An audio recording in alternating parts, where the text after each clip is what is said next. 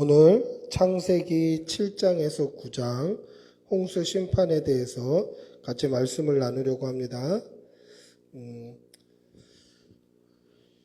교재에 이제 6문제가 있고, 교재가 없으신 분들은 우리 교회 홈페이지에 들어오셔서 주보를 보시면 주보에 이제 6개 문항과 참고 구절이 나옵니다. 그래서 그것을 참고해 주셔도 되고요. 교재가 필요하신 분은 이야기해 주시면 카톡으로나 여러 가지 또 다른 방법으로나 이렇게 보내드릴 수 있도록 그렇게 하도록 하겠습니다. 첫 번째, 홍수 심판에 대한 첫 번째, 하나님께서 노아를 선택하신 이유는 무엇일까요? 7장 1절을 한번 읽어보겠습니다. 오늘 읽었던 본문 7장 1절 같이 읽어봅니다. 여호와께서 노아에게 이르시되 너와 내 온 집은 방주로 들어가라. 이 세대에서 내가 내 앞에 의로움을 내가 보았음이니라. 아멘. 하나님께서 노아의 의로움을 보셨다라는 거예요. 근데 어디에서? 이 세대에서. 그럼 그 세대는 어떤 세대일까요? 우리가 지난주에 묵상했을 때 그 세대는 어떤 세대였습니까? 창세기 6장 5절부터 8절을 보시면 여호와께서 사람의 죄악이 세상에 가득함과 그의 마음으로 생각하는 모든 계획이 항상 악할 뿐임을 보시고 땅 위에 사람 지으셨음을 한탄하사 마음에 근심하시고 이르시되 내가 창조한 사람을 내가 지면에서 쓸어버리되 사람으로부터 가축과 기는 것과 공중의 새까지 그러하리니 이는 내가 그것들을 지었음을 한탄함이니라 하시니라.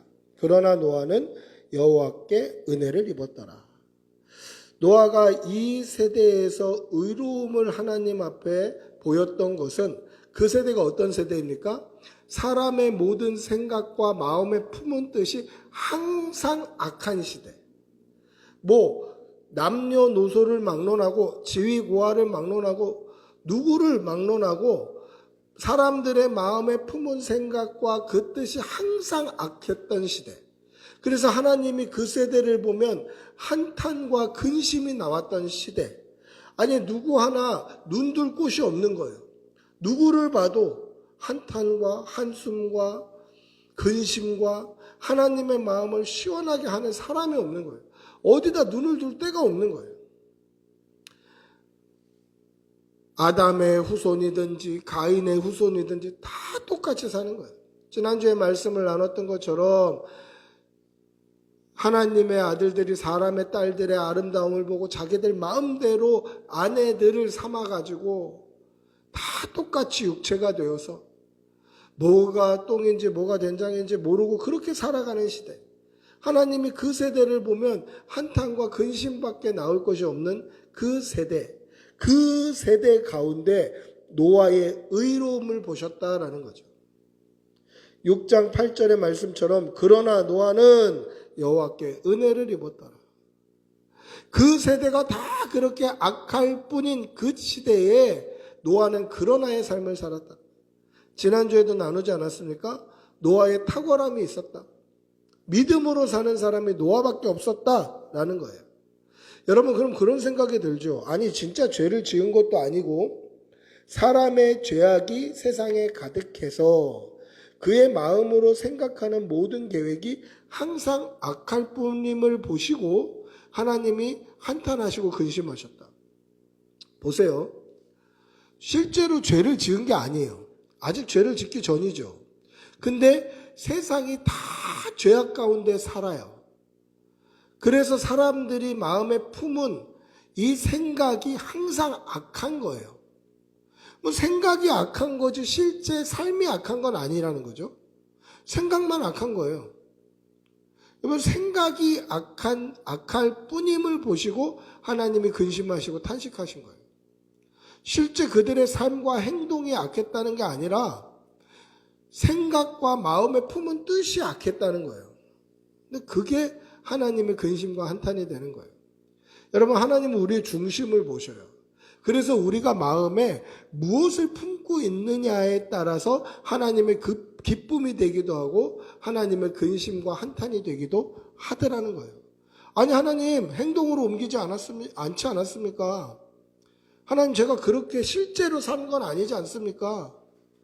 그럴지라도 마음에 품은 생각과 그 뜻은 언젠간 겉으로 나오게 돼 있어요. 우리 말이나 행동이나 삶으로 나오게 돼 있어요. 열매를 맺게 되어 있다는 거죠. 그러니까 아직 실제로 그렇게 산 건 아닌데 우리 안에 그 생각과 그 마음에 품은 것이 항상 악할 뿐임을 보시고 한탄하고 근심하신 이유는 그게 언젠가는 나온다는 거예요. 그 시대가 다 그렇게 악했기 때문에, 그 세대가 다 그렇게 악했기 때문에 하나님의 백성이든 아담의 후손이든 셋의 후손이든 가인의 후손이든 다 똑같이 살았다는 거예요. 하나님이 그것을 보시고 한탄하시고 근심하실 그때에 노아는 믿음으로 살았다라는 거예요. 그들과 구별되게 살았다라는 거예요. 왜 그렇습니까? 1절 말씀에 보면 뭐라고 되어 있습니까? 이 세대에서 네가 내 앞에 의로움을 내가 보았음이니라. 그 악한 세대 가운데 노아는 하나님 앞에 의롭게 서 있었다라는 거예요. 세상 사람들이 다 치우쳐서 그렇게 악을 행하고 있을 때 노아만 하나님 앞에 서 있었다는 거예요. 여러분 이게 코람데오 아닙니까? 코람데오 이게 무슨 뜻입니까? 하나님 앞에서라는 거예요.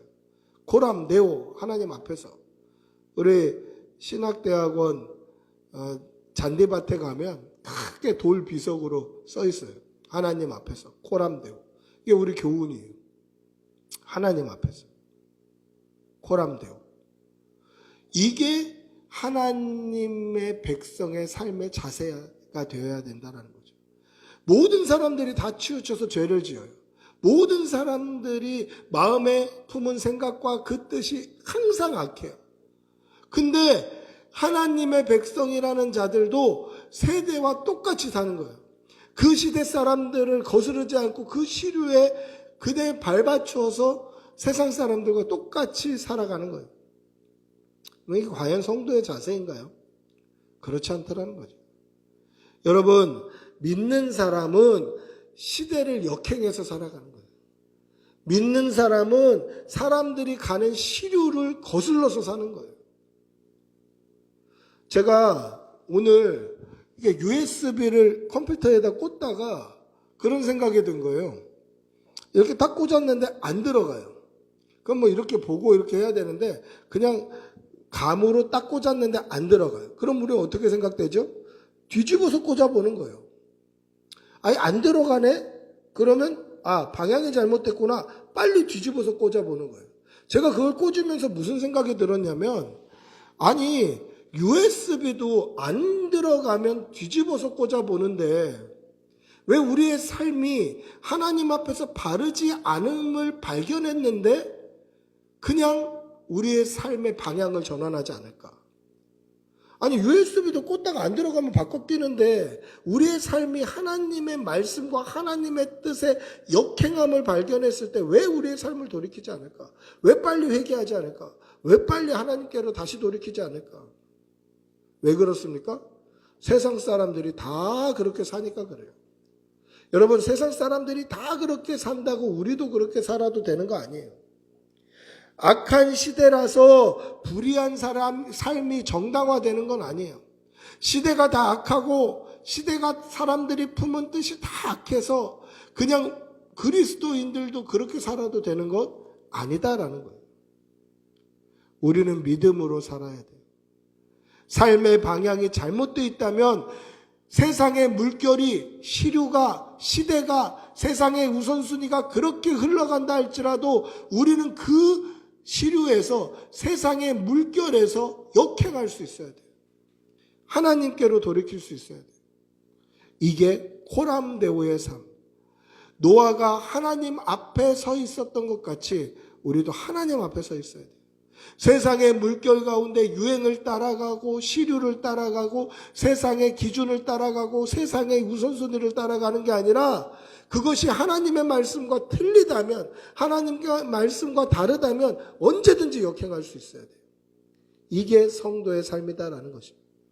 여러분, 그러나의 삶으로 살아가시는, 또 하나님 앞에서 코람데오의 삶을 살아내시는 그런 성도들이 되시기를 축복하고 기도합니다.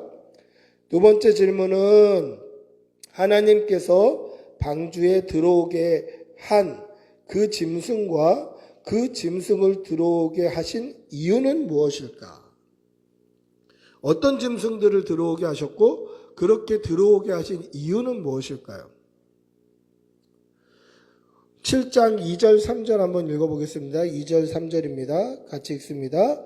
너는 모든 정결한 짐승의 암수 7씩, 부정한 것은 암수 2씩을 내게로 데려오며 공중의 새도 암수 7씩 데려와 그 씨를 온 지면에 유전하게 하라.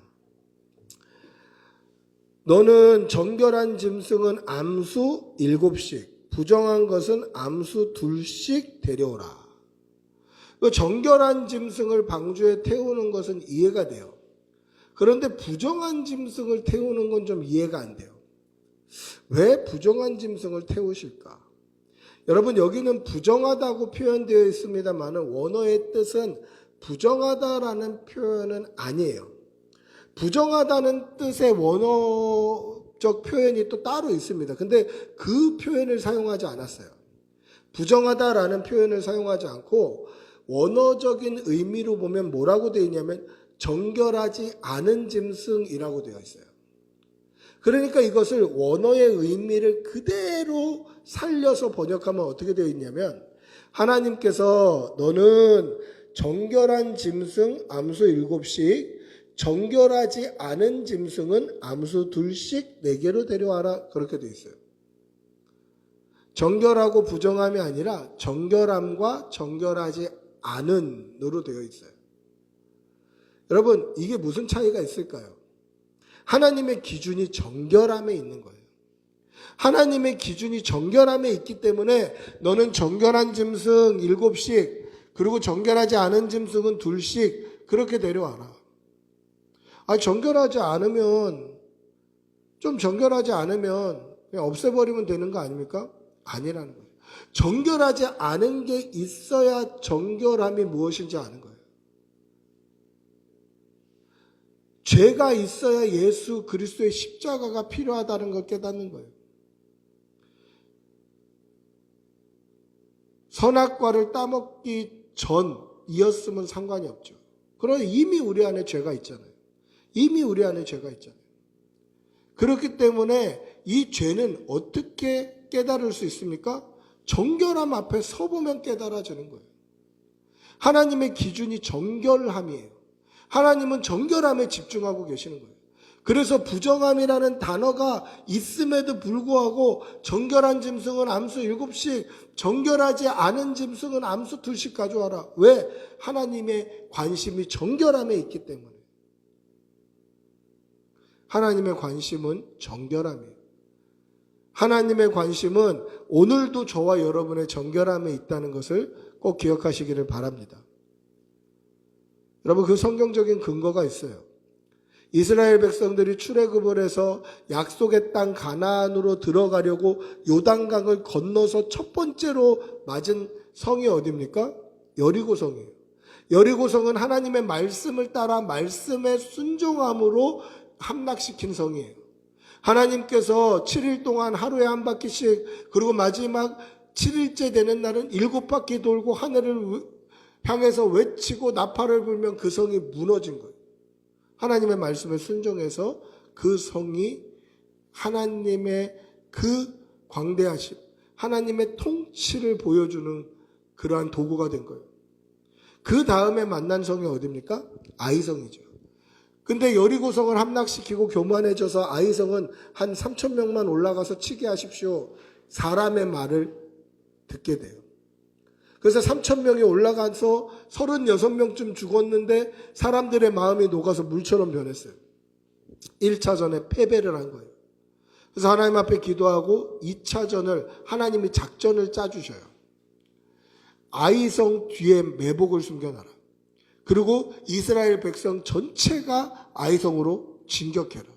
그럼 아이성 주민들은 지난번에 왔던 놈들이 또 왔네 하고 그 성을 비우고 쫓아 내려올 것이다. 그때 매복해 있던 그 본대가 아이성을 점령하여서 불을 지르고 위에서 쫓아 내려와라. 그러면 도망가던 부대는 돌이켜서 이 아이성 그 백성들을 가운데 샌드위치처럼 쌈 싸먹게 하듯이 좌우의 양동작전으로 진멸하라. 하나님의 작전이었어요. 두 번째 작전은 이길 만한 작전이죠. 첫 번째 작전은 무식한 작전이고. 그런데 성경은 이것이 작전의 승리가 아니라 아간의 범죄에 집중하고 계세요. 첫 번째 전투에서 진 이유가 뭐냐? 작전 믿습니다, 하나님. 그게 아니라 첫 번째 전투에서 진 이유는 아간의 범죄 때문이다. 그렇게 말씀하시는 거예요. 여러분, 하나님께서 뭐에 집중하고 계시죠? 정결함에 집중하고 계시는 거예요.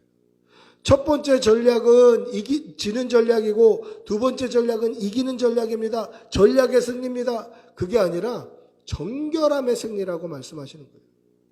하나님의 관심은 정결함에 있다는 거죠.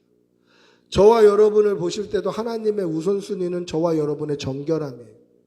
그래서 오늘도 우리는 예수 그리스도가 필요하고 오늘도 십자가가 필요해요. 오늘도 말씀이 필요하고 오늘도 기도가 필요하고 오늘도 하나님 앞에 찬양하는 우리의 입술이 필요하고 하나님 앞에 나아가는 사모함과 간절함이 필요하고 그래서 예수 그리스도 십자가 붙들고 정결하게 그렇게 믿음으로 살아야 한다라는 것이죠. 왜 그렇습니까? 하나님은 오늘도 우리에게서 정결함을 찾으시기 때문에 그래요. 사랑하는 성도 여러분, 믿음으로 항상 정결한 그러한 산제사 제물로 하나님 앞에 서시는 성도들이 되시기를 축복하고 기도합니다. 우리 안에 정결함이 발견되지 않는다. 정결한 모습이 발견되지 않는다면 또 십자가로 나아가서 십자가 붙들고 예수님의 보혈로 죄 씻음을 받고 다시 한번 정결하게 거룩한 성도로 서는 그런 성도들이 되시기를 축복하고 기도합니다. 세 번째, 하나님께서 물로 심판하신 결과는 어떻게 되었습니까? 물로 심판하신 결과 어떻게 되었습니까? 7장 21절 22절 한번 읽어보겠습니다. 7장 21절 22절 같이 읽어보겠습니다. 땅 위에 움직이는 생물이 다 죽었으니 곧 새와 가축과 들짐승과 땅에 기는 모든 것과 모든 사람이라 육지에 있어 그 코에 생명의 기운의 숨이 있는 것은 다 죽었더라. 아멘. 홍수는 땅의 깊음의 샘이 터지고 하늘의 창이 열려서 40주 40야 40주야를 40일을 밤낮으로 비가 와서 홍수가 생긴 거예요. 그러면 이 물들이 어떻게 얼마나 먹구름이 껴 있어야 40일 동안 그렇게 비가 올까? 40주야로 어떻게 비가 내릴 수 있을까? 창조과학에서는 이것을 어떻게 해석하냐면 하나님께서 하늘의 궁창과 땅의 궁창을 나누실 때에 땅의 물도 있었고 하늘의 물도 있었다라고 설명해요. 저는 그 설명이 꽤 설득력 있고 타당하다고 생각해요. 하늘에 물층이 있었다는 거죠. 그 물층은 어디에 있었나? 창조과학회에서는 이 인력과 장력, 그러니까 밀어내는 힘과 당기는 힘이 제로가 되는 곳, 지금 인공위성들이 떠 있는 그곳, 정확하게 밀어내는 힘과 당기는 힘이 0, 제로가 되어 있는 그곳이 물이 있었던 물층이 있었던 곳이다라고 그렇게 연구를 했어요. 그래서 하늘에 있는 물층에서 있는 그 물들이 다 쏟아져 내려온 것이다. 하늘에 물층이 있었을 때에는 그 물층으로 말미암아 태양광선이 들어왔을 때 복사 에너지로 온 지구가 마치 이렇게 비닐하우스 안에 있는 것처럼 따뜻한 온난화 기후가 되어 있었을 것이다. 그리고 태양으로부터 오는 직사광선이 걸러져서 사람의 피부 노화가 굉장히 더뎠을 것이다. 그래서 노아 홍수 이전에는 사람들이 보통 900살 이상씩 살지 않습니까? 근데 노아 홍수 이후에는 하나님이 뭐라고 말씀하셨습니까? 사람의 생명이 120년이 되리라. 그러니까 홍수 이후에 노아가 빨리 된다는 거예요. 그래서 청춘이 짧아지는 거예요. 그래서 노아 홍수 이후에 사람들의 수명이 짧아지는 거예요. 그렇게 창조과학회에서는 설명을 하는데 저는 그 설명이 좀 그래도 꽤나 과학적이고 타당하다라고 보는 거예요. 그리고 또 어떻게 되어 있습니까? 땅에서는 기품의 샘이 솟아나는 거예요. 그래서 오늘 말씀해 보시니까 어떻게 되어 있습니까? 40일 동안 주야로 비가 내렸고 땅에서는 기품의 샘이 솟아나는 거예요. 하나님께서 원래 이 땅 가운데 하나님의 창조하셨을 때 하나님의 영이 수면 위에 운행하셨던 물이 덮여 있었던 이 땅에 물을 한 곳으로 모으시고 묻이 드러나서 물은 바다라고 그리고 묻은 땅이라고 창조하셨을 때 땅과 물이 나뉠 때 그 물이 어디 갔을까? 온 지면을 덮고 있던 그 물이 어디 갔을까? 그게 땅의 기품의 샘 가운데로 들어가 있게 된다라는 거죠. 그 기품의 샘이 터져 나오는 거예요. 그러니까 비만 온 게 아니라 위에서는 비가 떨어지고 아래서는 막 샘이 솟아오르는 거예요. 그래서 40주야를 비가 내렸고 오늘 말씀 7장 마지막 절에 보시면 어떻게 되어 있습니까? 150일 동안 물이 가득 찼더라. 그럼 보세요. 아무리 수영을 잘해도 150일 동안 먹지 않고 수영할 수 있는 사람이 있습니까? 없죠. 저체온증에 걸리기도 하고 있을 수가 없죠. 150일 동안 물이 넘쳐서 온 지면에 물이 가득한 마치 하나님께서 태초에 천지를 창조하시기 이전에 땅이 혼돈하고 공허하고 흑암이 깊음 가운데 있고 하나님의 영이 수면에 운행하셨던 그때처럼 온 세상이 수면 가운데 그렇게 가라앉아 있었다라는 거예요. 그러니까 코로 숨 쉬는 어떤 생물도 살아남지 못하더라. 150일 동안. 그러니까 40일 동안 비만 오고 홍수가 40일만 있었으면 어떻게 해서든지 살아남을 수도 있었겠죠. 근데 어떻게 됩니까? 150일 동안 물이 넘쳐 있는 거예요.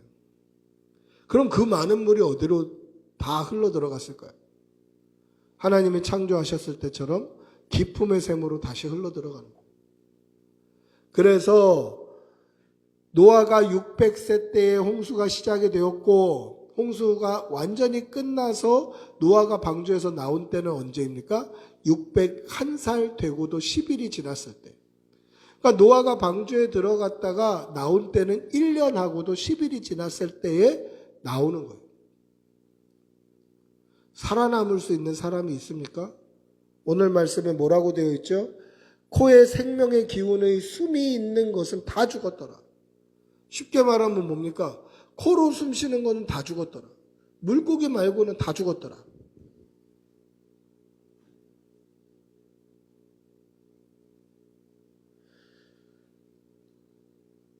그러면 이 노아 홍수, 이 심판이 절망뿐인가요? 그렇지는 않죠. 왜 절망뿐이 아닙니까? 하나님께서 방주를 예비해 두셨고 그 가운데 노아의 8식구와 그리고 정결한 짐승 그리고 부정한 짐승이 타고 있었기 때문에 그렇다라는 것이죠. 더 쉽게 말하면 무슨 뜻입니까? 하나님께서 심판 가운데서도 구원을 베푸시더라. 하나님께서 심판 가운데서도 구원을 베푸시더라 라는 것이죠. 여러분 이것이 하나님의 은혜예요. 하나님께서 심판 가운데서도 구원을 베푸시는 이 은혜를 저와 여러분에게도 주셨다라는 것이죠. 그래서 우리가 예수 그리스도를 믿기만 하면 심판 가운데서도 구원을 얻을 수 있더라. 우리가 예수님을 믿기만 하면 예수님의 그 십자가의 죽으심이 내 죄 때문이라는 사실을 믿기만 하면 심판 가운데서도 구원을 얻는다. 이 사실을 분명히 믿으시고 그 믿음으로 날마다 승리하는 주의 백성들이 되시기를 바랍니다. 네 번째, 방주에서 나온 노아가 가장 먼저 한 일은 무엇입니까? 8장 20절부터 21절 한번 읽어볼게요. 8장 20절 21절 같이 읽어보겠습니다. 노아가 여호와께 제단을 쌓고 모든 정결한 짐승과 모든 정결한 새 중에서 제물을 취하여 번제로 제단에 드렸더니 여호와께서 그 향기를 받으시고 그 중심에 이르시되 내가 다시는 사람으로 말미암아 땅을 저주하지 아니하리니 이는 사람의 마음이 계획하는 바가 어려서부터 악함이라. 내가 전에 행한 것 같이 모든 생물을 다시 멸하지 아니하리니. 하나님께서 가장 먼저 하신 일이 하나님께 노아가 가장 먼저 한 일이 뭐죠? 노아가 하나님께 가장 먼저 한 일은 제사 드린 거예요. 우리 말로, 우리 삶의 방식, 우리 신앙생활로 표현하면 하나님께 예배 드린 거예요. 정결한 짐승과 정결한 새를 잡아서 하나님 앞에 제물로 올려드린 거예요. 제가 이 말씀을 묵상할 때 고등학교 때부터 품었던 그런 생각이 있었어요. 고등학교 때부터 제가 어려서부터 말씀을 많이 읽었으니까 고등학교 때 이 말씀을 보면서 어떤 생각이 들었냐면 한편으로는 걱정이고 한편으로는 참 은혜라고 생각했던 건데 지금 이 땅에 있는 짐승들은요 다 노아의 방주 안에 있던 짐승들이에요. 그렇죠? 그러니까 짐승들의 숫자가 많겠습니까? 적겠습니까? 적겠죠. 하나님께서는 그 노아의 방주에 들어가 있던 그 짐승들로 온 지면에 짐승들을 퍼뜨려라 그렇게 말씀하셨어요. 유전하게 하라. 이것은 창조하셨을 그때처럼 이 짐승들로 하여금 온 지면에 이제 짐승들을 퍼뜨려야 되는 거예요. 그런데 보세요. 하나님께 노아가 정결한 짐승과 정결한 새 중에서 취해서 제물을 올려드려요. 그러면 그렇지 않아도 짐승의 숫자가 얼마 안 되는데 그 얼마 안 되는 것 중에서 골라서 하나님 앞에 제물을 올려드리면 그 짐승이 멸종하면 어떻게 해요? 이런 걱정이 고등학생 때 들은 거예요. 그 짐승이 멸종하면 어떻게 해요? 이런 생각이 든 거예요. 오늘 우리가 읽었던 본문, 이제 예를 들어서 읽은 본문에는 정결한 짐승 암수 7쌍씩, 그리고 부정한 짐승은 암수 2쌍씩 이렇게 되어 있지만 성경에 보시면 6장에도 그렇고 7장에도 정결하고 부정한 짐승 상관없이 2쌍씩 나왔다라고 또 이렇게 표현되기도 해요. 그러니까 7쌍 2쌍이 아니라 2쌍씩만 나왔다라고도 기록되어 있는 말씀이 있으니까 제가 고등학교 다닐 때 보면서 이거 7쌍이 있었다는 거야? 2쌍이 있었다는 거야? 이게 헷갈리는 거예요. 그러면서 이 노아가 정결한 짐승 중에 또 정결한 새들 중에 그렇게 골라서 하나님 앞에 제사를 드릴 때 한 마리 드렸는지 2마리 드렸는지 나오지는 않지만 몇 마리로 드렸는지 모르지만 전 세계에 몇 마리 안 되는 짐승들 중에 그걸 가지고 하나님 앞에 제물을 올려드렸을 때 잘못해서 멸종하면 어떻게 되나? 멸종하면. 이게 제가 품었던 걱정 중에 하나였어요. 여러분, 멸종하면 어떻게 될까요? 멸종하면 어떻게 될까요? 상관없어요. 제가 그때 들었던 생각이 뭐냐면 하나님 앞에 제물로 바쳐져서 멸종된다고 할지라도 그게 복이겠다. 그것보다 더 큰 기쁨은 없겠다. 내가 하나님 앞에 거룩한 제물로 쓰임받고 하나님이 기쁘게 받으시는 산제사 제물로 쓰임받아서 내가 이 땅에서 멸종한다 할지라도 그거보다 더 큰 기쁨은 없겠다. 제가 하나님 앞에 예배 드리다가 하나님 앞에 말씀 전하다가 내 생명이 끝나더라도 그거보다 더 큰 기쁨이 또 있을까? 죄 짓고 사람들 욕하다가 그러다가 하나님 앞에 부름받는 것보다 하나님 앞에 거룩한 산제사 제물로 하나님께 예배하다가 멸종되어도 그게 기쁨이 아닐까? 사랑하는 성도 여러분, 노아는 방주에서 나오자마자 하나님 앞에 정결한 제물로 제사를 올려드렸습니다. 왜 그랬을까요? 구원받은 기쁨이 크기 때문에 그렇습니다.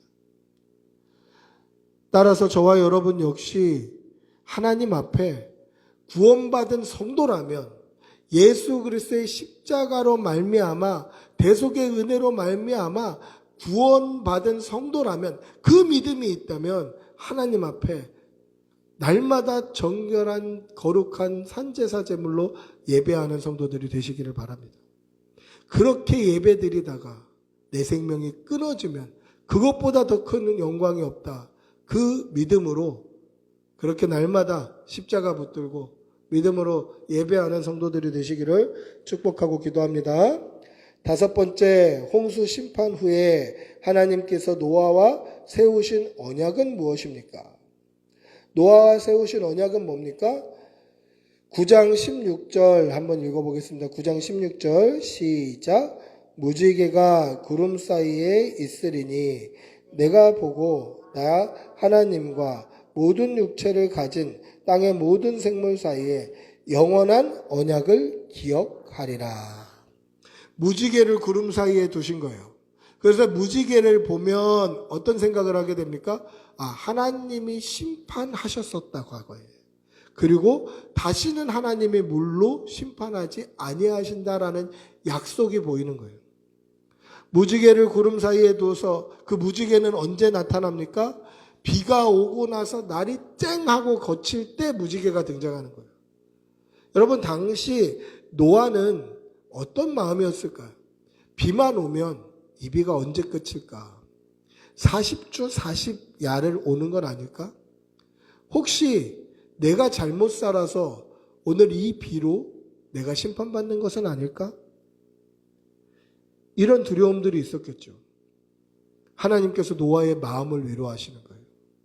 비가 오다가 햇볕이 쨍하고 뜨면 구름 사이에서 무지개가 일어날 텐데 그거 보면서 이제 다시는 내가 물로 심판하지 않는다. 그럼 물로 심판하지 아니하시는 이유가 노아가 정결하기 때문에, 노아의 아들들이 정결하기 때문에 물로 다시는 심판하지 아니하신다라는 것입니까? 우리가 아까 읽었던 말씀 한번 기억해 보십시오. 뭐라고 되어 있습니까?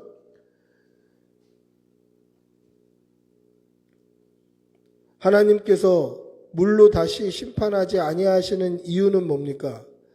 다시는 사람으로 말미암아 땅을 저주하지 아니하리니 이는 사람의 마음에 계획하는 바가 어려서부터 악함이라. 내가 전에 행한 것 같이 모든 생물을 다시 멸하지 아니하리라. 그래서 무지개를 주시는 거예요. 니네들이 잘 살아서 심판하지 않는다는 게 아니라 태어날 때부터 악인이다. 아담의 범죄 이후에 우리 안에 죄의 본성이 있어서 그 죄의 본성 때문에 태어날 때부터 악한 생각을 품고 나오니 그럴 때마다 물로 심판한다면 나만 할 육체가 없는 거예요. 그래서 하나님께서 더 이상 물로 심판하지 않겠다. 약속하시는 거죠. 그러면 어떻게 해야 됩니까? 그래서 하나님이 직접 오시는 거예요. 내가 너희들을 다시는 죽이지 않겠다. 이제 내가 죽을게. 내가 죽을게. 내가 죽어서 너희들 살려야 되겠다. 그래서 하나님의 독생자, 근본 하나님과 본체셨으나 동등됨으로 취하지 아니하시고 자기를 보여 종의 형체, 종의 모양, 육신의 모양으로 낮고 천하게 이 땅에 오신 그 예수님, 예수 그리스도로 말미암아 우리가 죄 씻음을 받게 되는 거죠. 원래는 내가 죽어야 되는데 예수님이 대신 죽어 주시는 거예요. 그로 말미암아 우리가 살게 되었다라는 것이죠. 그래서 하나님께서 다시 아담에게 주셨던 약속을 한 번 더 선포하셔요. 생육하고 번성하여 땅에 충만해라. 생육하고 번성해서 땅에 충만해라. 다시 한번 노아와 같이 세상을 이기는 믿음의 사람들을 땅에 전파해라. 이것이 하나님의 부탁이었다라는 것이죠. 사랑하는 성도 여러분, 날마다 믿음으로 십자가 붙들고 예수님의 대속 의지하여 그렇게 믿음의 삶을 살아내는 성도들이 되시기를 바랍니다. 마지막 6번, 노아의 실수와 가나안의 아비, 함의 저주는 어떻게 이해해야 할까요? 참 이해가 안 되는 구절이에요. 한번 읽어볼게요. 9장 24절 25절입니다. 같이 읽어보겠습니다. 시작.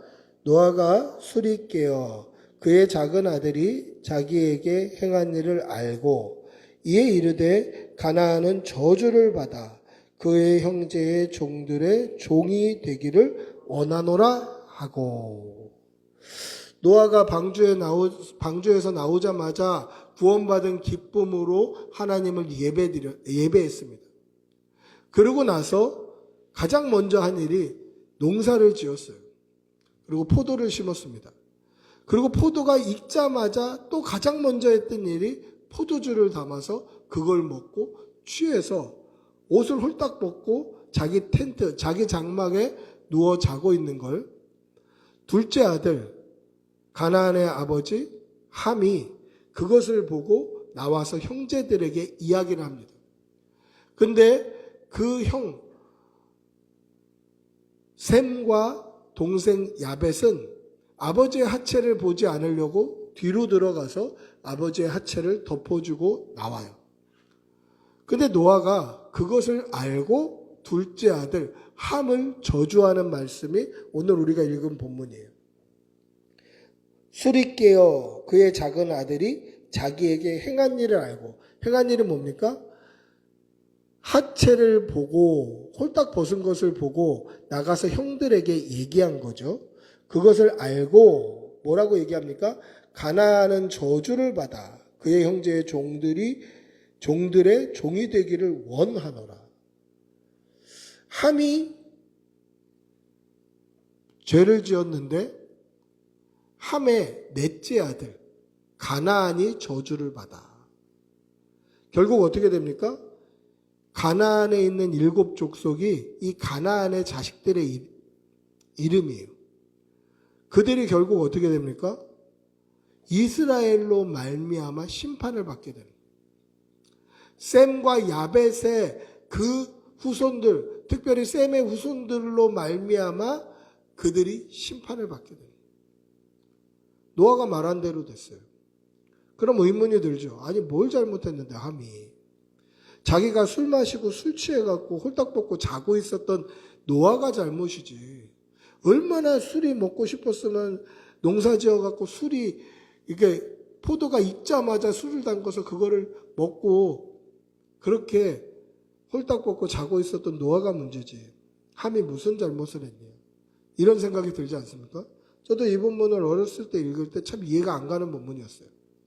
그런데 함이 나와서 형제들에게 말했다라고 되어 있지만 이것은 아버지를 비판하고 아버지를 비아냥했다라는 말이에요.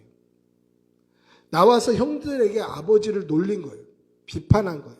비난하고 비아냥거린 거예요. 그건 뭡니까? 아버지를 공경하지 아니한 거예요. 아버지의 권위에 도전한 거예요.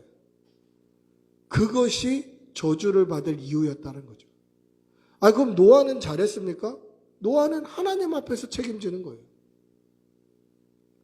여러분, 우리가 교회 안에서 무슨 일을 발견했을 때 어떤 사람에 대해서 약점이나 안 좋은 것을 봤을 때 그것을 다른 사람들에게 전달하면 안 돼요.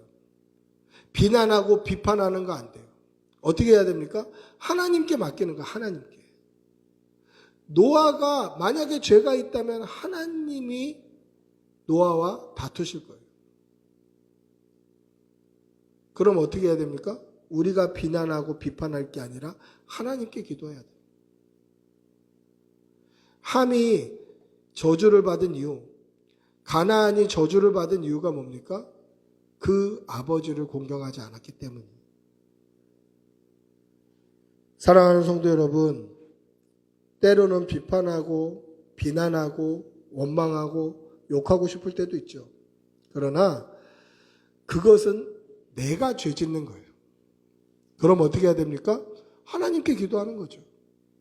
비판과 원망의 기도, 이 제목들을 기도 제목으로 만들어서 하나님 앞에 기도하는 거예요.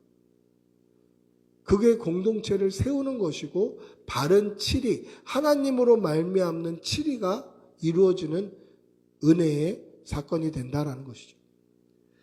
날마다 하나님 의지하고 하나님께 내어 맡기고 하나님께 우리의 모든 삶의 우선순위를 집중하여서 하나님이 인도하시고 하나님이 섭리하시고 하나님이 계획하시고 이끄시는 대로 순종하며 살아가는 그러한 성도들이 되시기를 축복하고 기도합니다. 할렐루야. 우리 한 가지 기도 제목 가지고 같이 기도하도록 하겠습니다. 오늘날 우리가 사는 이 시대 역시 노아가 살았던 시대처럼 죄악이 관영한 시대이겠죠. 죄악이 가득한 시대. 아마 노아가 살았던 시대보다 더 악한 시대면 시대지 덜 악하다고 할 수 없는 시대 아니겠습니까? 그러한 악한 시대, 그러한 세상 가운데서 세상을 따르지 않고 오직 믿음으로 하나님의 말씀과 하나님의 뜻을 따라 살게 하여 달라고 우리 주님의 이름 한번 부르고 같이 기도하도록 하겠습니다. 주님의 이름 부르고 한번 같이 기도합니다.